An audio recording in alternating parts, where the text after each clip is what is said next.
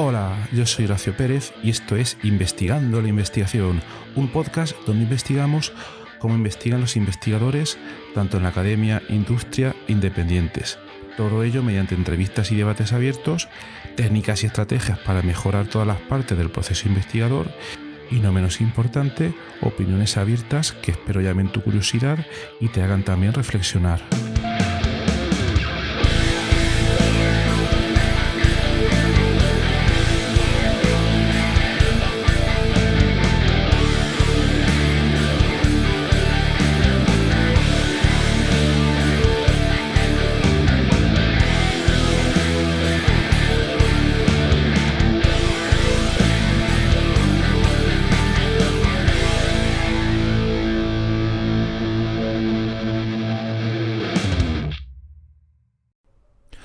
Hola, hoy te traigo un nuevo episodio de entrevistas. En este caso, entrevistas asíncronas. Ya tenemos varios episodios este año y estas entrevistas asíncronas se realizan en nuestra comunidad de investigadores en WhatsApp, a la cual, si te interesa, puedes acceder gratuitamente a través de horacio-ps.com/comunidad. El funcionamiento, muy brevemente, es que la comunicación se da de manera asíncrona, donde tenemos diversos grupos con diferentes temáticas. Cada investigador comienza una conversación mediante notas de voz y los demás pueden seguirle y al final se forma una conversación. Si quieres saber los detalles, puedes irte al episodio número 205 del podcast, donde lo comento con total detalle. Bueno, pues un nuevo episodio. La nueva característica que tiene este episodio de hoy es que está hecho en inglés.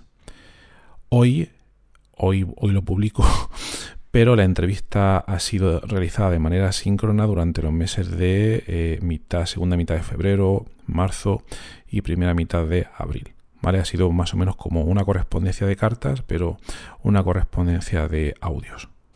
Entonces, en este episodio he entrevistado a Anushia.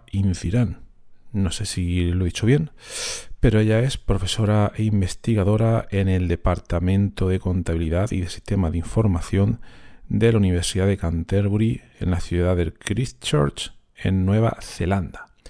Y se dedica a una investigación súper interesante en varios temas que mezclan elementos tanto de la psicología, de la experiencia de usuario y de la informática.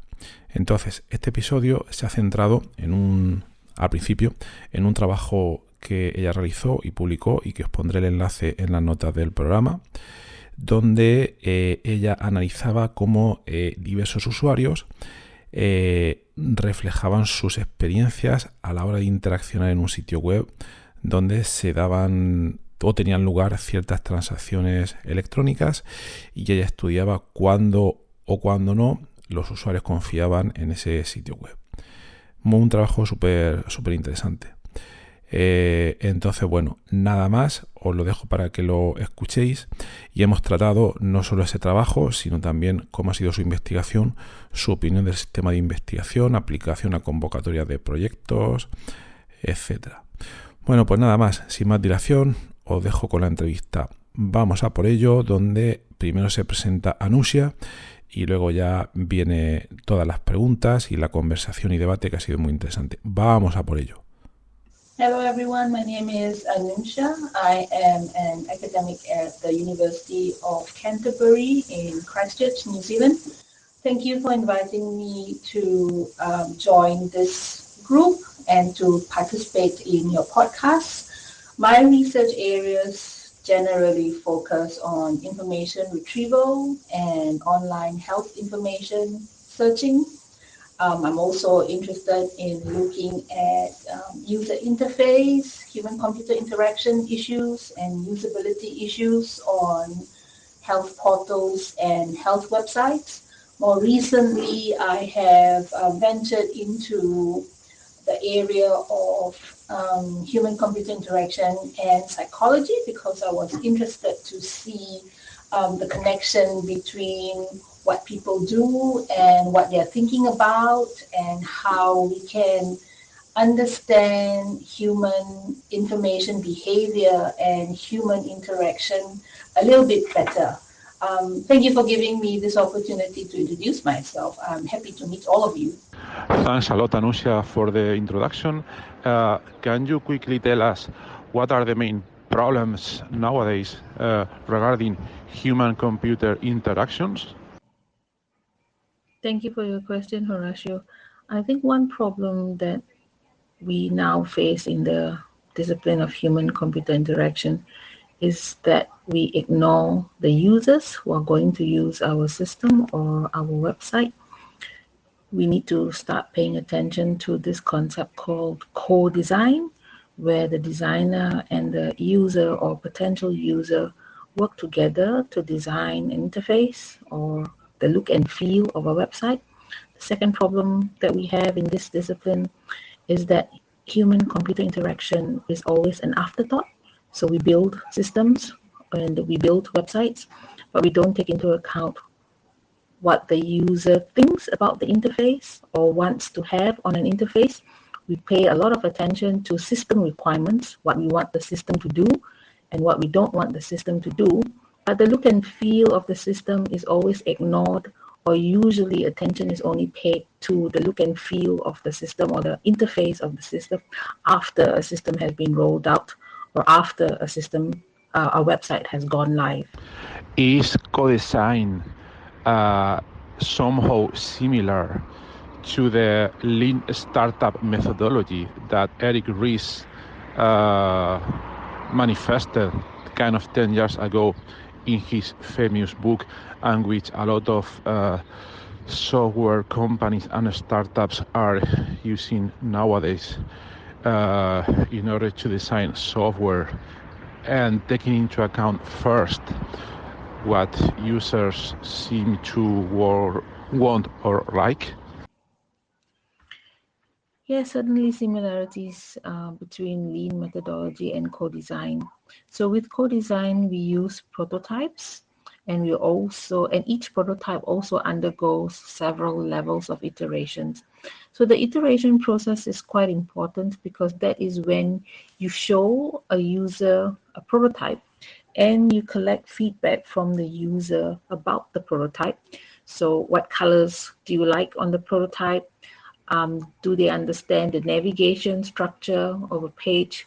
Would they be able to foresee what clicking on a particular button would do, or where clicking on a particular link would take them to? So the whole idea of a good design is you do not want the user to think, because the moment you show a user a page or you provide a new application to the user, and if the user then has to take time to stop and think about how this user is now going to use the prototype, that's when the designer has probably violated a golden rule of a good human-computer interaction design. And could you please give us some specific example where you apply this or a real world scenario application in order to understand it better? So prototyping is when we provide users with a visual representation of what the actual completed system would look like. There are three levels of prototyping: low level, medium level, and high level. We always start with the low level ones. We develop something called wireframes. So the designers would draw with pencil and paper, provide users with a skeletal view of what screens would look like. We then show users these wireframes and we obtain feedback. So we might ask users questions like, do you understand the images that you see on the screen? Are you able to follow the information flow or the architecture of what the screen looks like? And then depending on feedback, we will collect that and then go back and revise these wireframes, show them version 2 to the user, and then obtain feedback again. Now, once the designer is satisfied that he's got things right, he or she has got things right with the wireframes, the designer then moves on to medium level prototyping or medium level fidelity prototyping. This is where color is added, more functionality is added onto screens. Buttons are added onto screens, animation may be added onto screens. And then the user is shown these medium fidelity prototyping. Now the user gets to see the transition from wireframes up to medium level fidelity prototyping. And the screen design now becomes richer. The user now gets to actually see information flow. The user gets to understand what clicking buttons actually do. The user starts to understand the information flow from one page to the next. The user may then start providing feedback to the designer. So for example, a user may say, I don't really like the colors that I'm looking at. It doesn't really reflect our company logo or the branding of a particular organization. Sometimes the user may say, perhaps there's a need to rearrange the content. And one popular concept is where we have a saying called follow top of the page or top of a newspaper, for example. So similar to a newspaper where you would have breaking news right on top of a newspaper, we would also want to provide information that's most important to the user on top of a page and then less important information towards the bottom of the page. When we get to high fidelity prototyping, the system is almost complete. The user can expect to receive a complete system that looks very similar to high fidelity prototyping. So what we have done across the 3 stages of prototyping is always get the user involved, always obtain feedback from the user. And when we obtain feedback, we iterate the designs, we change the designs to fit the comments that we receive from the users. So eventually, a designer is now developing a system that will be liked by the user, will be used by the user. We don't want to develop systems and then deliver these systems to the user, and then the user says, well, this is not really what we wanted, or the user might say, this is not what we expected. So when you leave the user in the dark, and when the designer works in isolation, the designer is now going to design a system which he thinks or he or she thinks will work well. But that's not the whole point of human-computer interaction, because the designer is not going to be the user of the system. The real users are the people working in organizations or people like us when we arrive on websites. So when we get the user involved, when we do the different stages of prototyping, when we iterate the prototyping, we're more likely to get buy-in for the users. The users are more likely to use the system. The user is more likely to be satisfied with the system. And this increases the productivity from the designer. Thanks. Now it is more clear. Of course, now we understand the project really well. Okay, now the question I have is the following. It is perhaps hard to formulate, but let's start from somewhere. Okay. I don't understand with the information that we have now if the research that you perform are kind of fundamental research in which you study this process and then you publish papers and perhaps methodologies. You show this information and papers in conference, or if you kind of work directly with some companies and then this is applied research, or if there is even technology transfer, meaning that you help companies to develop better software regarding user-computer interfaces. So if you could tell us a little bit about this. Thanks. This is a great question. So let me give you some background as to why we started doing this research study. The first author on the paper, Chen Shi, she has an undergraduate degree in psychology and a master's degree in information systems. When she was doing her master's degree, she wanted to bring the two fields together, psychology and information systems. And as part of her study, she learned that there is a strong relationship between sociology and information systems, and psychology and information systems. And so she wanted to apply this knowledge she had, and she wanted to get visible results by doing a user study. So what we set out to do here is we wanted to investigate if different personality types gravitate towards certain design elements on a page, because those design elements instill trust in a user. And we asked this question because as of today, the greatest barrier to someone performing electronic commerce transaction is because of trust. Either they don't trust the organization, or they don't trust that the transaction will go through, or they may be afraid of being scammed by online e-commerce providers.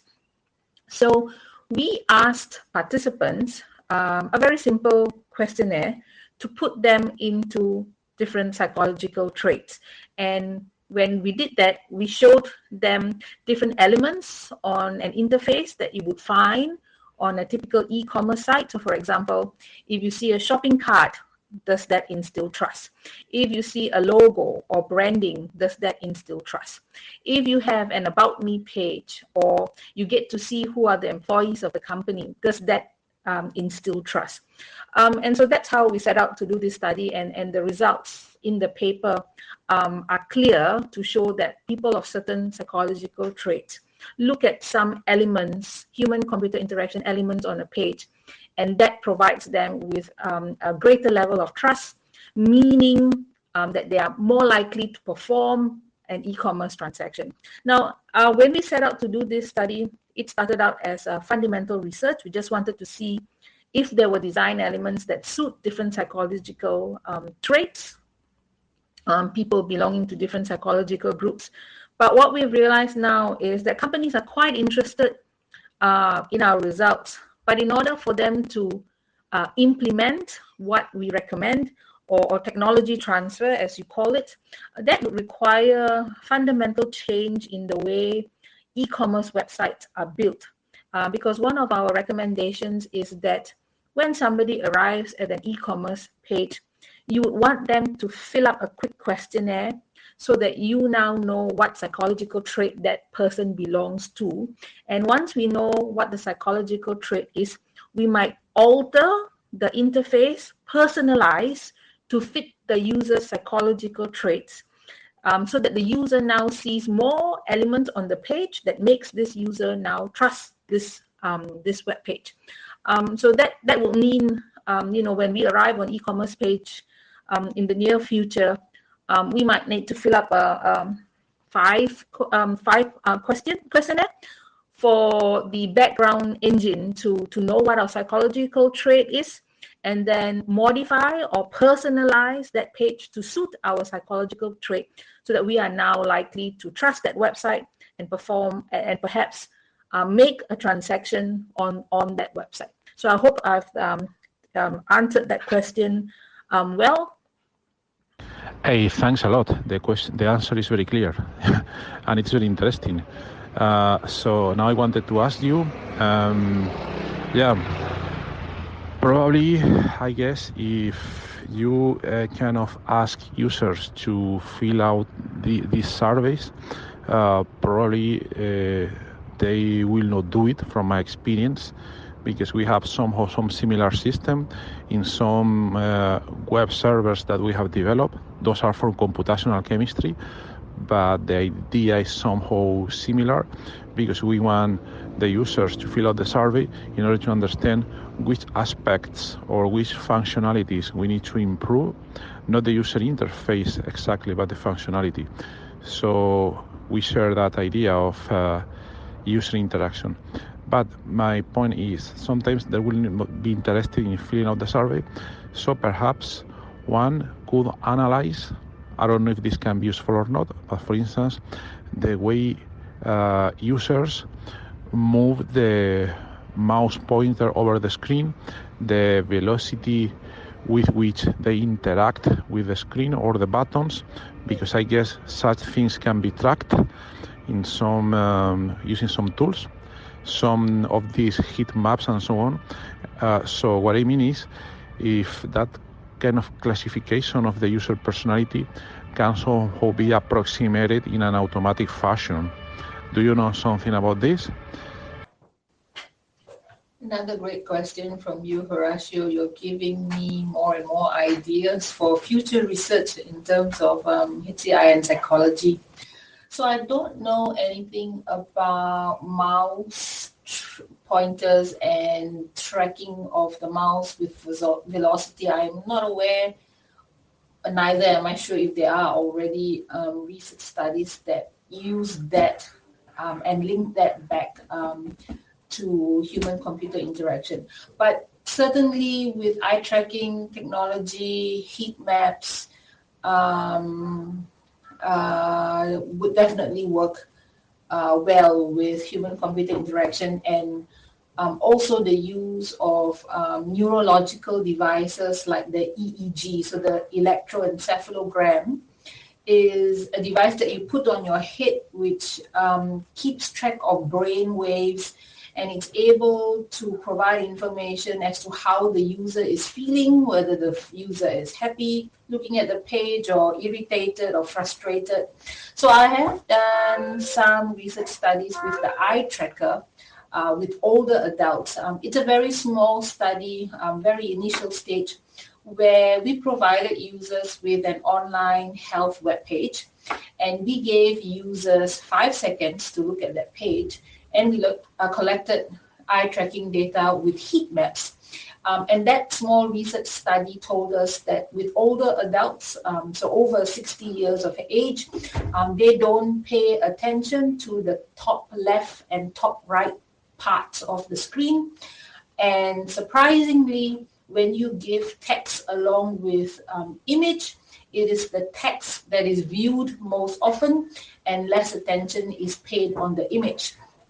So I think if we now relate this to psychology, I think it would be very interesting for us to use the EEG device to collect brain waves to tell us what is going on in a user's brain, what is this person thinking about or feeling when the person arrives at the web page, and perhaps accompany that with data from mouse tracking, and then we would definitely get plenty of rich information, and it would tell us, real information about how a user or what a user is thinking about an interface, where on the page is attention paid to, where on a page is ignored, for example. So that certainly gives new opportunity for research. Unfortunately, I myself have not done any research studies with the EEG device.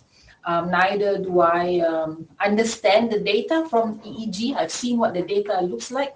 It's just lots of brain waves, but it would really take a neuroscientist to come in to help me look at, if I were to actually do this research study, definitely the neuroscientist to come in to see and understand, or help me understand what the brain waves actually mean. And then we can go back and see if there's any link between the brain waves and the psychological groups. And this would definitely, be very interesting data that people will be now looking at to actually find out what is going on really. Because if you give users surveys, we don't really know if that is really true information that a user has provided us with the surveys. But at least if we get an eye tracking data, if we get results from an eye tracker, or if we get results from an EEG device, there's no way that that information can lie, because it's coming directly from, where the user is looking at on the screen and what the user is actually thinking about.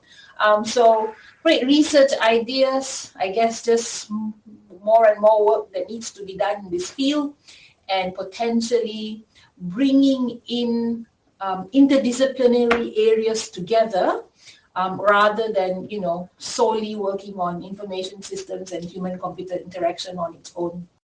So if we use data from an eye tracker or from the EEG device, then what we're getting is objective evaluation of the interface from the user, rather than subjective perception, which we would usually get from interviews or completing the survey. So data would probably be more real or realistic if we use the EEG device and the eye tracking device to obtain evaluations of an interface. This is really interesting for me. Well, this is a podcast, but even if this is a podcast, could you please attach or add a figure or even video capture that shows how the EEG works in this case? So, so what I have here is a screenshot of what the brain waves would look like. So this is the output from an EEG device, and you would see that different brain waves associate with different feelings or emotions. And so we can now use these brain waves and output from an EEG to obtain information if the user is feeling angry about an interface or upset or disgusted with an interface, or on a positive note, if a user is feeling happy and contented while using a particular interface. So this is a snapshot from a paper in 2016. It is called Technological Basis of EEG Recording and Operational Apparatus. The first author is Abang Priyanka. So if you would like to know more, perhaps take a look at this paper or the other papers that start to look at EEG devices output. Each frequency band, so whether it is gamma, beta, alpha, theta, or delta, also have got a specific frequency associated to it. So the frequency of a particular band will dictate the state of a brain. So for example, under a delta frequency band between 0.5 to 4 hertz, that is the brain state where it is asleep. So psychologists or neuropsychologists or neuroscientists would be able to determine the brain, the frequency as well as the frequency band, and from then we can then measure different cognitive states or emotional states of a user when the user looks at an interface. And how accurate is this methodology? I mean, these EEG frequencies, can one later, after a mathematical or computer analysis of these EEGs, can exactly determine, as you said before, whether the subject is content or sad or any other emotional state, and with which accuracy can this be done? And how accurate is this methodology? I mean, these EEG frequencies, can one later, after a mathematical or computer analysis of these EEGs, can exactly determine, as you said before, whether the subject is content or sad or any other emotional state, and with which accuracy can this be done? So accuracy studies in relation to using EEG devices are quite new. They are very recent. So over the past 3 years, I see many research studies looking to evaluate or measure accuracy from data provided by EEG devices. But it appears that the trend seems to be going in the direction of using EEG with eye tracking data, so a combined measure of EEG results and eye tracking results. Accuracy almost reaches 90%, correctly predicting emotion and intention And eye movement data also uses not just heat maps and saccades. So that's where you look at the page first and for how long, and where do you look at next, and where do you look at next, and how much time do you spend at each of those points. But also looking at pupil dilation to determine and link that results together with EEG devices. So with all these measurements, we can never be 100% accurate, but reaching an accuracy level of 90% is pretty good, where we are able to use EEG data along with eye tracking data to determine if a user is getting frustrated or is he enjoying the search and using the interface. But these are definitely new technologies that provide us a lot richer data in comparison to going back to traditional methods of asking someone to fill up a survey about what they think about the interface, or even interviewing people um, after using an interface to see what they think of that interface. And have you experienced using this system with yourself so that you can directly measure the accuracy with you? And what is your impression? So I haven't done research studies where I check results for accuracy, but I think it certainly provides a new perspective where you conduct experiments with the user, you collect data from the eye tracker or the EEG, and then you go back to the user to confirm if the EEG results accurately predicted their emotional feeling or their cognitive experience from using the interface.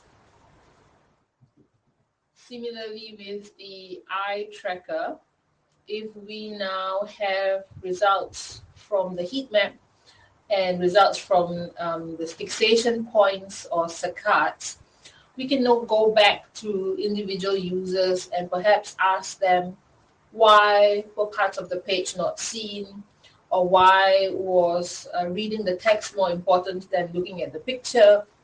And similarly with the fixations or saccades, if we ask the user what drew your attention to that part of the page and not other parts of the page, that provides us with the what and why answers. So it gives a nice tie into the ability to explain results. So the results of the eye tracker and results of the EEG provide us with answers to what is the user feeling, or how is the user feeling, and where is the user looking at the page. Whereas, and when we go back and confirm results with the users, we then have answers to why. Why is the user looking at a particular image? Why is the user not looking at a particular image? Certainly would add a lot of value to our experiments and data, and explaining our data. Certainly would provide designers, HCI designers, content creators, a lot of information about how to go about designing better pages that are more friendly, user-friendly, and pages that are visually appealing. And can you tell us a little bit about how are you developing this research? I mean, is this just your research group working on this, or do you have some international collaborators or national collaborators working in different parts of the project? Second question, how is your funding situation in this context? Is it enough for you to perform the studies, or are you applying to some research call in order to obtain more resources? To answer your first question, my early research papers with the eye tracker was done with a collaborator from Brunel University in the UK, Professor Robert McCready. It was a very short collaboration, but one that was very fruitful and worthwhile. The second research project, where I looked at personality traits and HCI and provided an explanation, put people in different personality groups, and with that personality groups looked at which design elements on a screen would be able to increase trust values for people of certain personality traits. This project was done by a master's student. Now she has graduated and returned to her home country. She is currently working in the industry in a consulting field.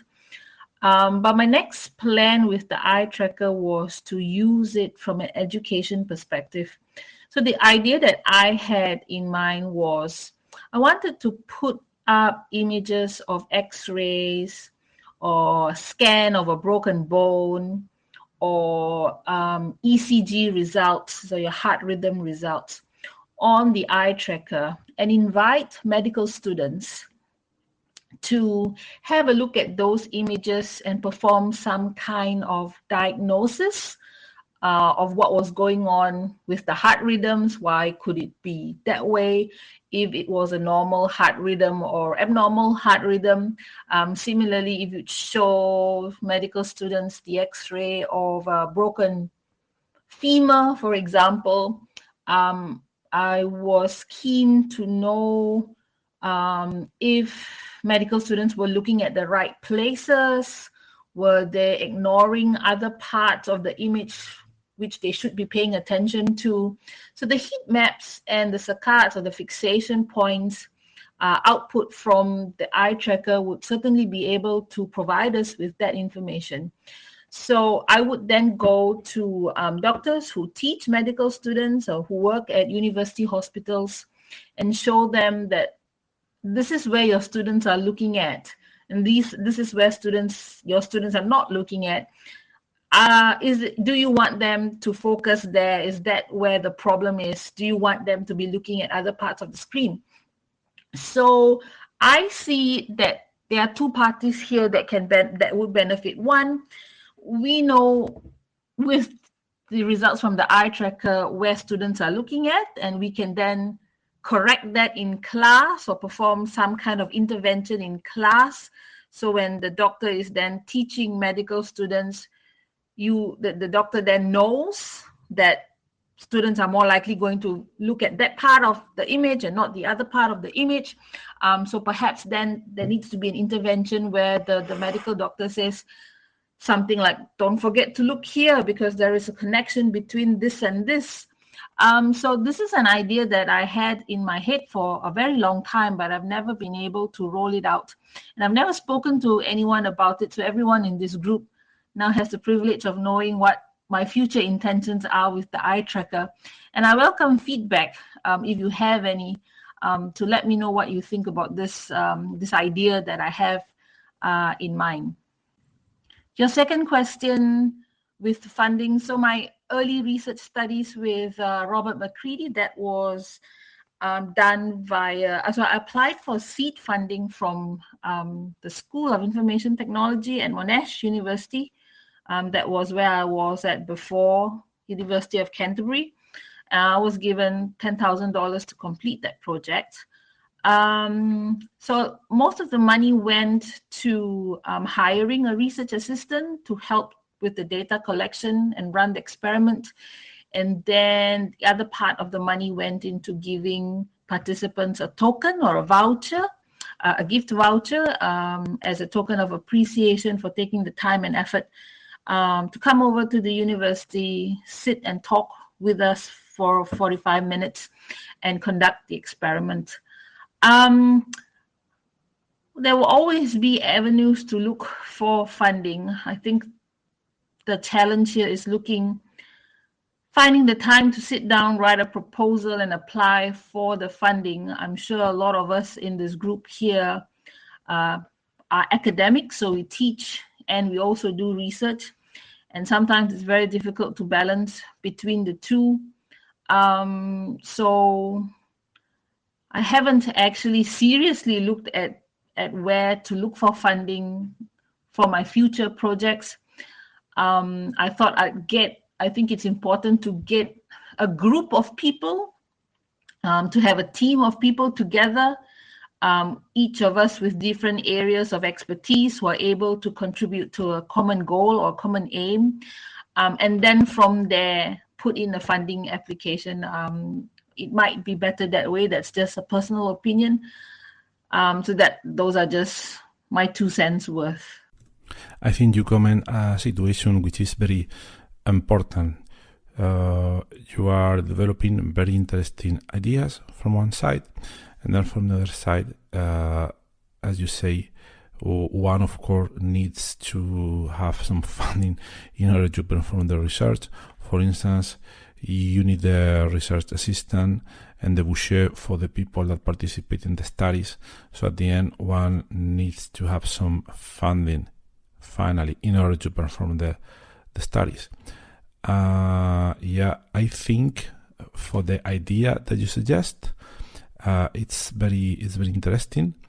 But the problem I see here is, of course, again, to get funding, which, as you say, is kind of a common problem for all the people that are in this community and many other places.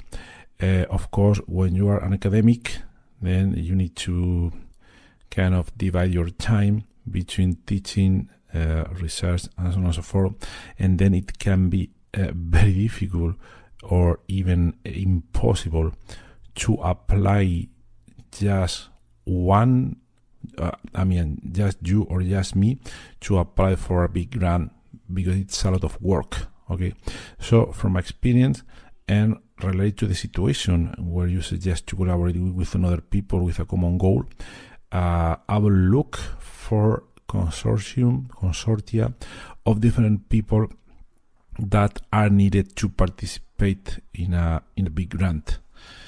I don't know how this works in Australia.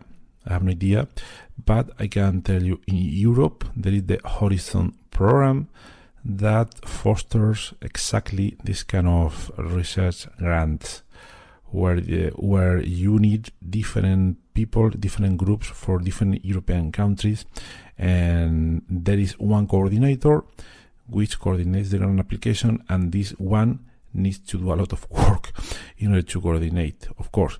But the other partners usually it's usually required less effort from them in order to prepare the grant. Well, I know it by heart because I'm coordinating one of these grants now, and it's a lot of work. Anyway, so from my experience in the past, I have participated in a grant which was about to receive funding from Europe, Japan, and Australia. I can send you the details later, but it's kind of a research program in cooperation with Europe, Japan, and Australia. I don't know if this program is still active, okay? But I will look for opportunities like this, perhaps, because if there is a good coordinator, then one needs to do, of course, some work in order to prepare the grant application, but usually less than if you go just yourself and prepare all the documentation and so on and so forth. So I will look for it. Perhaps I even wonder if, that's one of my questions, do you have at your university some kind of support service for grant applications? This service where you go with some idea and they look for grant calls in Australia or elsewhere, and they can even help you with prepare all the paperwork and so on and so forth. I'm very curious to know if this service exists at the university. I guess yes, but wanted to know about it. Thanks. I think you comment a situation which is very important. You are developing very interesting ideas from one side, and then from the other side, as you say, one of course needs to have some funding in order to perform the research. For instance, you need a research assistant and the budget for the people that participate in the studies. So at the end, one needs to have some funding finally in order to perform the studies. I think for the idea that you suggest, it's very interesting. But the problem I see here is, of course, again, to get funding, which, as you say, is kind of a common problem for all the people that are in this community and many other places. Of course, when you are an academic, then you need to kind of divide your time between teaching, research, and so on and so forth, and then it can be very difficult or even impossible to apply just one, just you or just me, to apply for a big grant, because it's a lot of work. Okay, so from my experience and related to the situation where you suggest to collaborate with another people with a common goal, I will look for consortia of different people that are needed to participate in a big grant. Yeah, I don't know how this works in Australia. I have no idea, but I can tell you in Europe there is the Horizon program that fosters exactly this kind of research grants, where you need different people, different groups for different European countries, and there is one coordinator which coordinates the grant application, and this one needs to do a lot of work in order to coordinate, of course. But the other partners usually it's usually required less effort from them in order to prepare the grant. Well, I know it by heart because I'm coordinating one of these grants now, and it's a lot of work. Anyway, so from my experience in the past, I have participated in a grant which was about to receive funding from Europe, Japan, and Australia. I can send you the details later, but it's kind of a research program in cooperation with Europe, Japan, and Australia. I don't know if this program is still active, okay?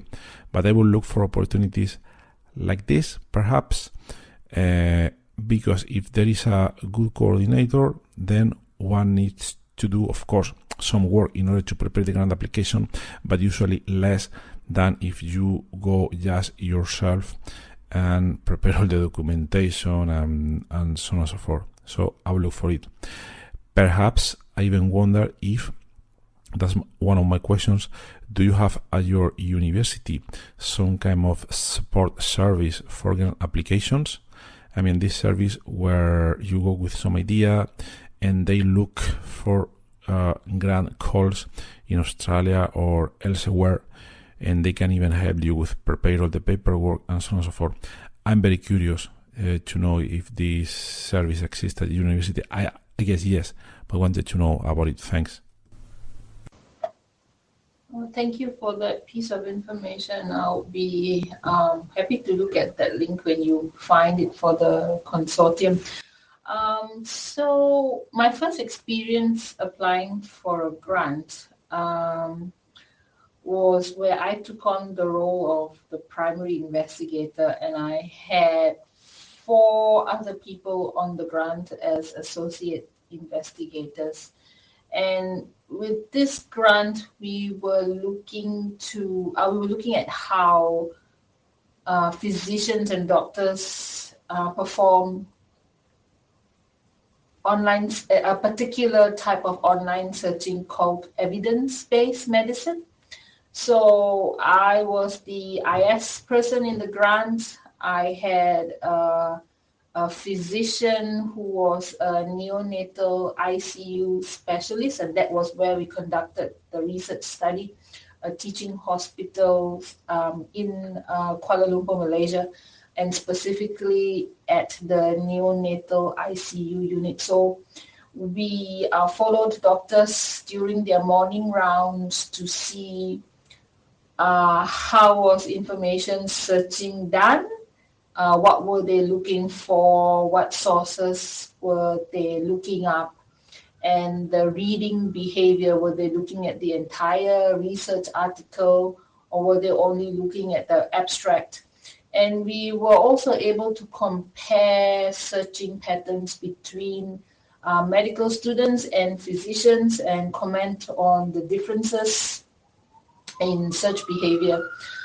With that grant, because I was the primary investigator, the other named investigators on the grant were supporting me. So, for example, they would be liaising with the hospitals to obtain permission, introduce me to the hospital, do a little bit of introduction and buy-in for the research project.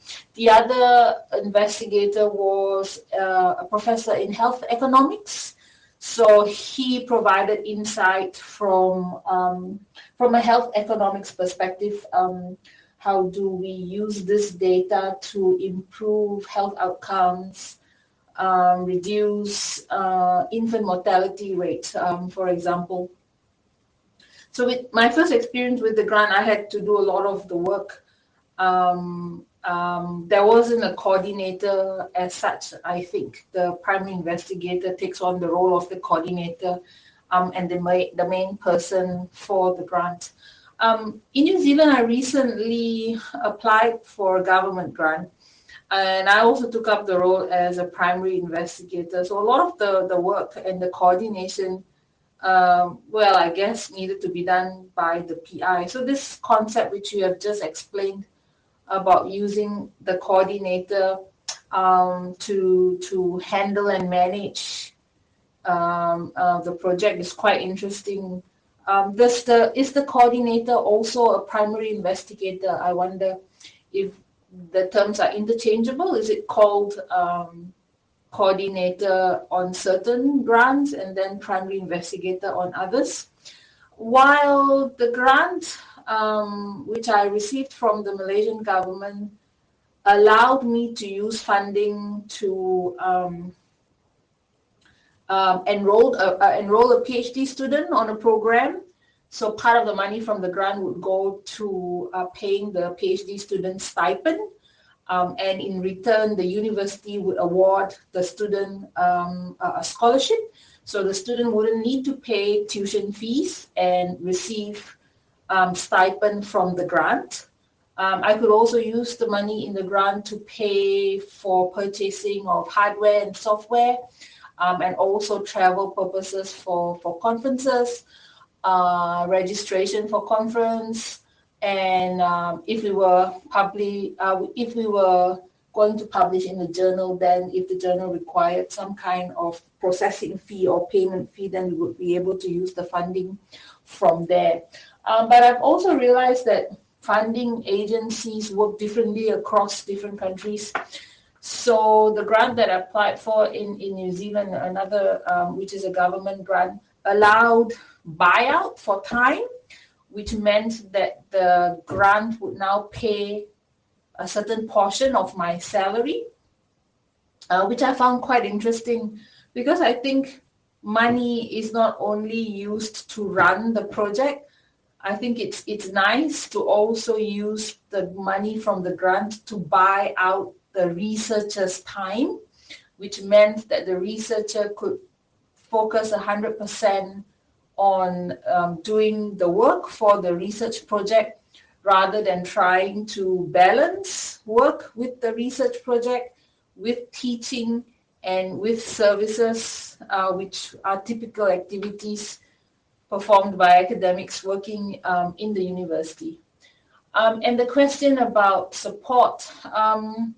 So the support that I received while in Malaysia was that so the research office would publicize these grants, provide you with dates, provide you with samples of successful grants if you needed to have a look at what those look like. And they were able to support you in terms of reviewing the grant, providing you with feedback, providing you with comments to improve the grant. So they would send a potential application for a grant to somebody who is an experienced primary investigator, an experienced researcher or professor, and then they would send that comments and feedback to you. I found that process quite useful where you get your grant evaluated by an expert in that area, and you get comments from them, and you improve the grant, hoping that the grant will become a successful grant where you will receive funding from the grant from the government agency. But I've also realized that in some universities in New Zealand, that money from the grant is also used for overheads. So there are certain departments within the university that will take 5% or 10%, I'm not sure what the exact number is, of the grant for their departments. For example, the research department or the research group within the university takes 3% of overheads, and that then is shared between the finance department and various other departments. So I'm not very clear about who exactly gets the administration fees and why they need to get administration fees when the real work is actually done by the researchers and the named researchers. But I found that some universities in New Zealand charge overhead, so they take a certain amount of money from the grant, which then reduces the amount of money that the researcher actually has. And sometimes some successful grant recipients argue the need for having overheads in the first place because they don't contribute to the grant. They're not directly assisting you in any way, but yet they get some percentage of the grant. So it had two different experiences, and I think you probably learn along the way of what the grant process is. I think writing a grant is already a challenge on its own, and then if there are 2 rounds or several rounds that you need to get through in order for a grant to be successful, that adds to the workload. And then I think once you have a successful grant, managing that grant with the administration issues, with the research issues, and with the funding presents itself with a different set of problems. So I think the PI or the coordinator, really needs to be somebody who's very good with project management in all aspects, and can call upon the other named investigators or the associate investigators to assist. But we all know as a grant recipient, there are also expected outcomes and outputs, and that is, the next hurdle for you to produce research papers, or to have a PhD student conduct the research and have the PhD student graduate. Because at the end of the day, getting a grant is one thing, and then completing the grant successfully is another outcome altogether. And I think we all know the research community or the academic community is one that is small. And so if you don't manage the grant properly, or there are issues, then there's a high chance of you probably not getting the next grant that you want to apply for. So, you have to manage, you have to have a vast set of skills, whether it is soft skills, dealing with people, or managing timelines, or managing backup procedures in case what you plan to do doesn't work out well. So I found that to be quite an interesting experience, having had managed one grant and completing it successfully. Well, if I'm successful with the second grant, I'm sure I will also learn from that whole experience. And I suppose this is what differentiates academics. So somebody who hasn't applied or received a successful grant versus someone who has. And I think you would go on to, when you become an experienced primary investigator or a successful research grant applicant, then I guess you can then use that experience to help the junior academic staff or mentor them in relation to how would you apply for grants, what are the processes that take place. So I think sometimes we get all these questions. What is a good title? What do I need to do? Or what projects do I need to run so that I can guarantee that the grant is successful? I think there's no secret recipe. There are a whole host of different factors that will make one applicant successful and the other not, or make one research project successful and the other one not. So I think we all know what the checklist is, and we try to tick off as many boxes as we can in the checklist, and at the end of the day, it sometimes just boils down to luck. Thanks, Anushia. You provided a very detailed answer, explanation, and I think even it could be said that even you provided a great research grants class for the people that don't know what the thing is about. So thanks a lot for all the details and sharing your experiences. Okay, first I would like to comment. I think you asked if in these European consortiums I have participated, if there are differences between the principal investigator and the coordinator. Well, just let me summarize it very, very briefly. Okay, in this kind of consortium, there are usually many different partners. On average, you can say there are 8 partners from different European countries, usually. And from each partner, you need to designate a principal investigator who will coordinate the communication between each partner and the main coordinator of the whole project.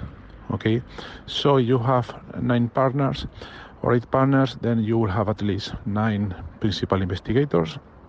And then in addition, one of the partners will coordinate the whole project. And usually, he or she is called the main project coordinator. And is he or she called principal investigator or not? Well, I think in this context, it doesn't matter, because in all the paperwork, in all the administration, he or she is always called the main coordinator. The requirements to be main coordinator, sometimes you don't even need to hold a PhD. There are some cases for people that have a lot of experience, and if they can justify this experience, they can show that they can coordinate such projects. For instance, people that have been working on consultancy companies for quite a long time can coordinate such big projects, but it is usually somebody which works as a principal investigator at the university or research center, and which applies coordinating the whole consortium. I don't know if this answers your question or not. Otherwise, just let me know. Yeah, there is another thing you commented about the indirect costs. This is always kind of a tricky thing. Yeah, you said that in New Zealand it's about, 5%, 10%.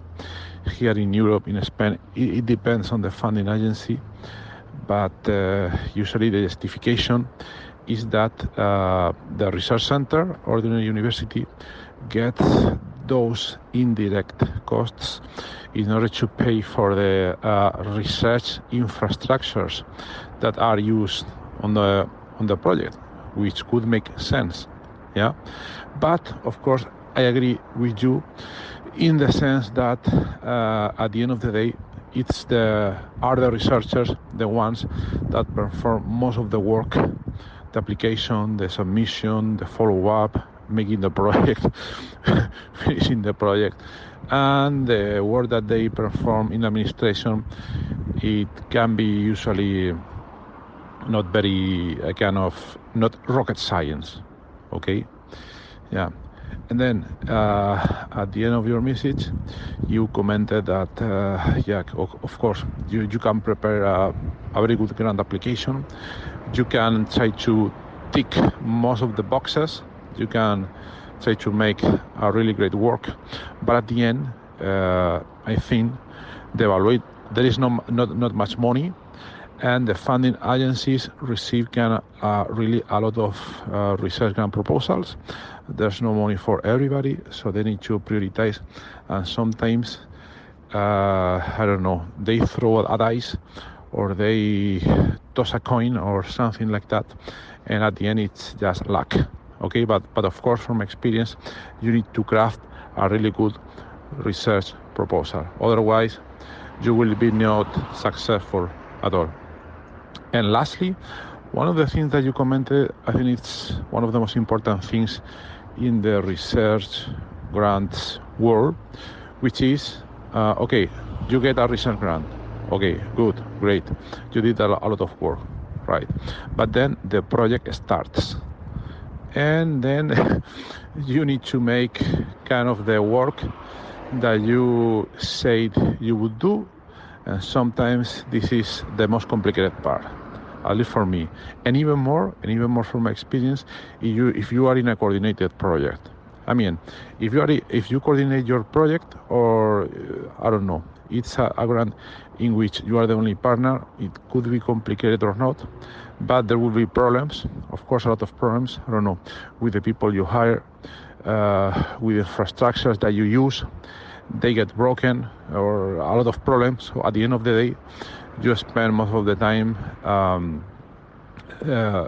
with small fires, a lot of those fires, but it's usually kind of a lot of work. But in coordinated projects, it's even more complicated, because sometimes it's not only the things that you don't do, but the things that other people don't do, and that you know that they will not do. Okay, it's like having kids that don't want to eat anything for dinner or something like that, and yeah, it's sometimes very frustrating, these kind of situations, because you even know that they got the money, they got a lot of money, they are doing nothing about the project, and you are the main, or you are the one that needs to justify all the money from all the project to the research agency, at least in European projects. So yeah, this is very interesting experience. But yeah, I wonder if this question you asked me about the difference between principal investigator and coordinator was clear. Thank you, Horatio, for answering the question. It's now clear what the coordinator's role is, and the primary investigator, principal investigator's role is when working around the consortium method of applying for grants. Also, thank you for sharing your experience with managing the grants. Yes, I agree. It's full of unpredictable situations and occasions, and it could be something as simple as perhaps maybe budgeting some money to buy software, and you've made a decision that you don't want to buy the software, but perhaps that money now can be used to buy a new piece of hardware. And sometimes it's not so clear whether this is allowed or not allowed, and time is wasted by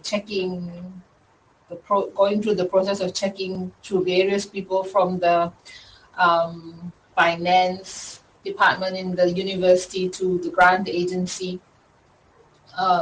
So yeah, acknowledged, full of challenges and issues, but as academics, there is really no other way. You will at some point of your life have to apply for it, and then when all the boxes are ticked, and if the coin rolls and your project is a coin is tossed and your project is selected, then you will have to manage it, because you can't run away from not I'm doing it. This is just the way the world works in academia.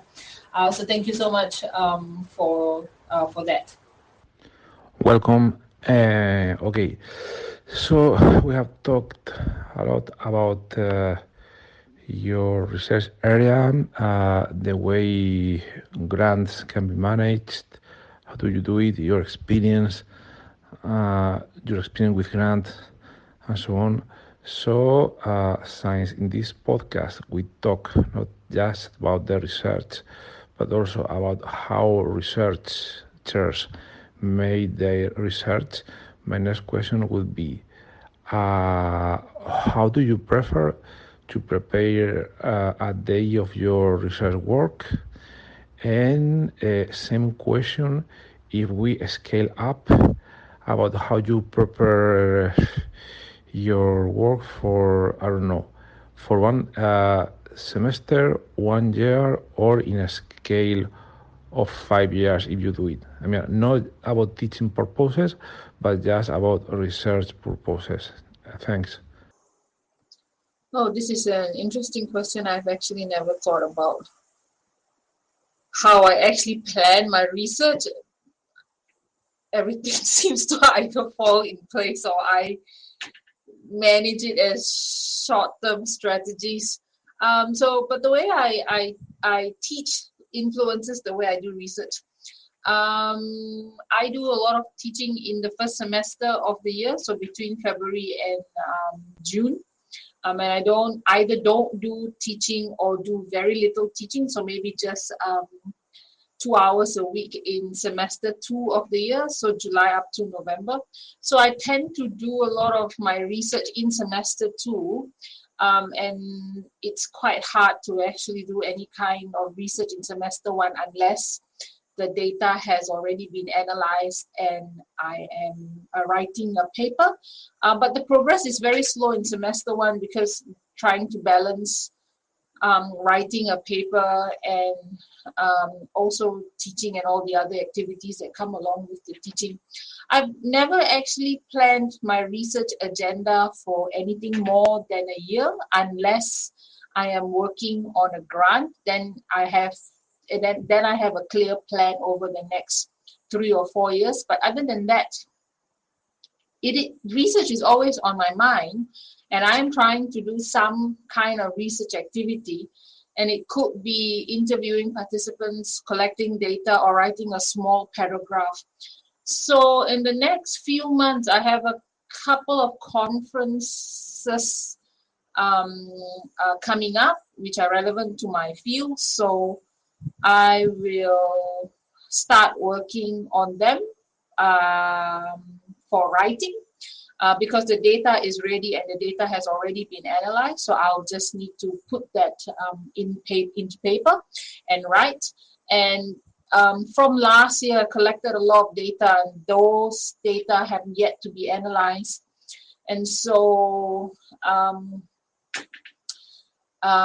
as my teaching winds down, I will then start analyzing the data and then writing research papers for that data. So that's usually how I plan the year. I know what I have to put in paper, and I know what data is remaining, and then I will just try and forecast how do I get the time and where do I get the time to actually start analyzing the data that's there and then translating that into a paper.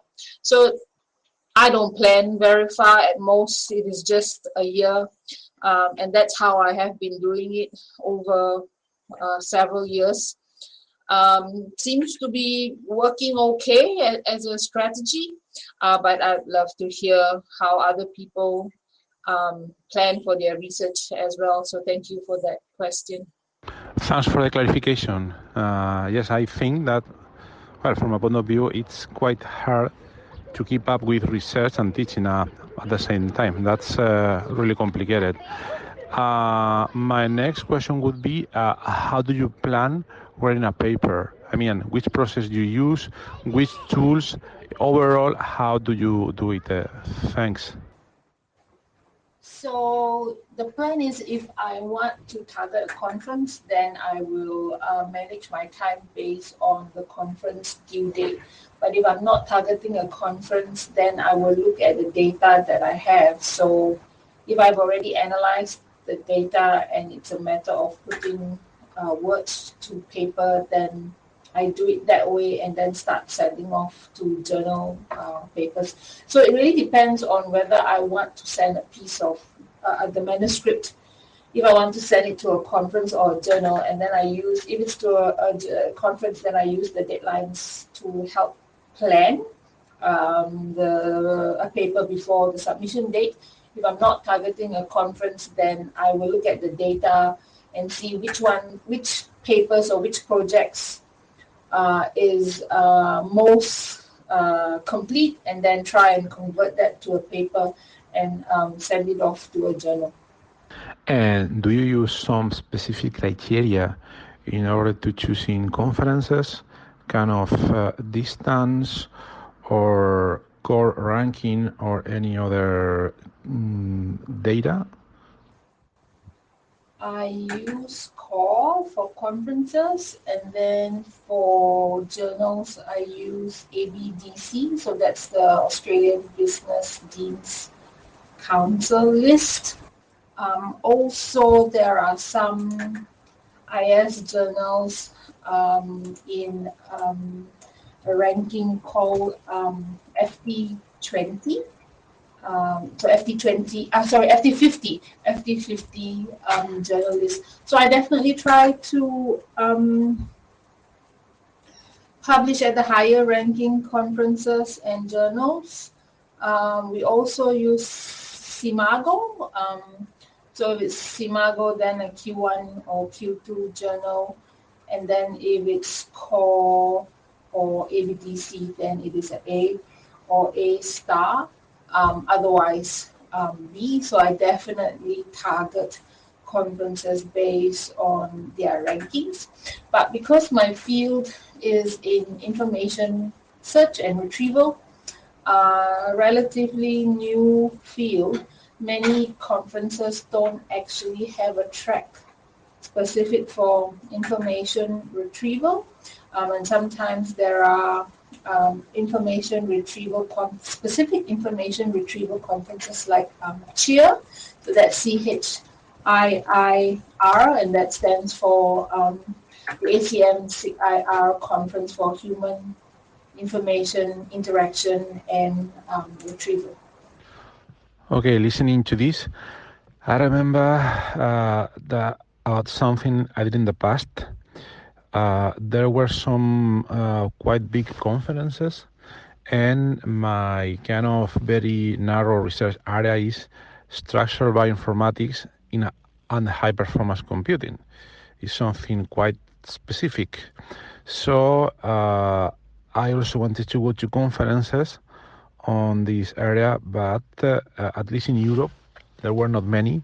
So what I decided is to contact the biggest conferences or the medium conferences and ask them if they would be interested so that I would organize a track on that research area, very specific for that conference. And most of the times they said no, because this is quite new or this is very specific and so on and so forth, and nobody will attend to this track. But then what I did, I kind of contact some people. I got the confirmation they would attend the conference, and with some numbers, I contact them again, and then they did agree, and I could organize it. Of course, it's a lot of work, really, a lot of work, and I don't think at the moment I will do it again. But that's what I did in order to have conferences where I organize the track, but then I can submit some paper, which of course will not be reviewed by me or anybody close to me, of course. But at least it was a way to have more peers working on the same subject. I don't know if you have ever tried something similar or if you wanted to do it. Thank you for sharing. I actually had a similar idea in my mind that I will contact potential program chairs or conference chairs and ask if they are happy for me to introduce a new track. But I know it will be a lot of work. So at this point of time, it hasn't become an urgent need as yet. I can still send my conference papers elsewhere. So I haven't actually looked at the possible solution of introducing a new track on these main conferences. But maybe the time will come in the near future or in the far future when I feel I am established, a researcher in the area of information search and retrieval. And then maybe in the next 3 or 4 years, I might start introducing an information search and retrieval track in the information systems conferences. So maybe I will do this in the next few years, who knows? But at this point of time, my focus is still to do my research and to get the research out there and establish myself as a researcher first. So thank you for sharing that story with me. I'll probably use that story to motivate me in the next few years to start introducing information search and retrieval as a track in major IS conferences. And I also wanted to ask you about your impression or opinion about filing preprints before submitting your work to either conferences or journals. Yeah, I'm very curious about what you would think, because I have asked many people from very different areas and there's not a common ground. Some people think this is a waste of time. Some people think it can go against the journal requirements. Some other people say, hey, let's go first to the preprint, because sometimes the review processing time can take ages, months even. So why not filing preprint first, so that the readers can get information about your work instantly? So yeah, wanted to know what you think about this. Thanks.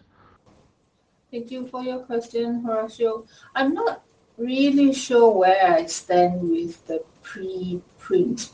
On one hand, if you allow for preprints, it allows people to see your work and view your work, but they're not able to cite it yet, right? If I'm not wrong, because the journal hasn't accepted it. So it provides you an insight, I guess, if you like, to work that you have done, which has yet to be accepted. On the other hand, you can't really cite preprints, but it gives you an idea of what other people are doing. That's really pretty much it. But then the other question that I have is if you allow for preprints, then the journal doesn't accept the paper for whatever reason. Then what happens? Does somebody then now get to duplicate your work or do something similar or enhance on your work? So not. I'm pretty much on the fence here on this one. I'm not really sure whether I would advocate towards preprints or not using preprints. So I really don't know. If this is my personal choice, I would probably say no to preprints. Let the journal process take its course, and then see what happens at the end of the day. If it gets accepted, that's great. But then we also know there's a time between journal accepting something and paper actually being available, made available. So maybe in that stage, preprints would make sense when you know the journal has accepted a work, but it's not yet published. So I think preprints at that stage makes a lot of sense, because then somebody can cite your work and they also get a view of what you're doing. But I think preprints during the review process before a journal gets accepted probably in my opinion, not very useful. Yes, I understand your point of view, and I think it depends on personal choices, preferences, and things like that. Okay. From my point of view, well, first let me ask you your questions. You ask if preprints can be cited. The answer is mostly yes. Yes. Okay. If you file or deposit your preprint in the most common preprint servers like Archive or things like that, you can see examples in the literature where people cite them, and it's not a problem at all. Second question, will be a problem for the journal if the work has been previously filed as a preprint? The answer is it depends. It depends. I mean, one should check first the author guidelines of the journal you want to submit to. And there you can find the guidelines. Because most journals have no problem with this, but some, let's say, few of them might have problems. And you can clearly read it on their author guidelines. So then, before filing the preprint, I would check them, okay? And yeah, second thing is, even if the journal accepts that you have filed before the preprint, of course, when you send the manuscript to the journal, in the cover letter or somewhere else, because it depends on the submission system, you should indicate that you have previously filed as preprint, and no problem. I have done it many times, and no problem at all, okay? And third question, from my experience, and I can only talk from my experience, and from what I have seen, it's pretty uncommon that people send manuscript to the journal, the manuscript, let's say it's accepted, and when it is accepted, people file the preprint. I have not seen things like that. It doesn't mean, of course, that they don't exist, but from my experience, it's something kind of unusual, okay? And yeah, and last thing is, of course, you file the preprint, then you submit to the journal, and when the manuscript is accepted in the journal, you usually indicate in the preprint that the final version, the accepted version in the journal is, and you indicate the link in order to show that there are not two different publications. One is the preprint and the other one is the journal publication. Okay, so just let me know if I answer your questions, but at the end of the day, it's kind of a personal choice. Thank you, Horacio, for your very clear and detailed explanation. I now know better about preprints, and perhaps maybe my next manuscript that I send, I would probably look at the guidelines and perhaps allow for preprint to be available. It seems wise, I think, in my opinion, to perhaps have a preprint available somewhere so that your research is now out there for people to look, see, read, and cite.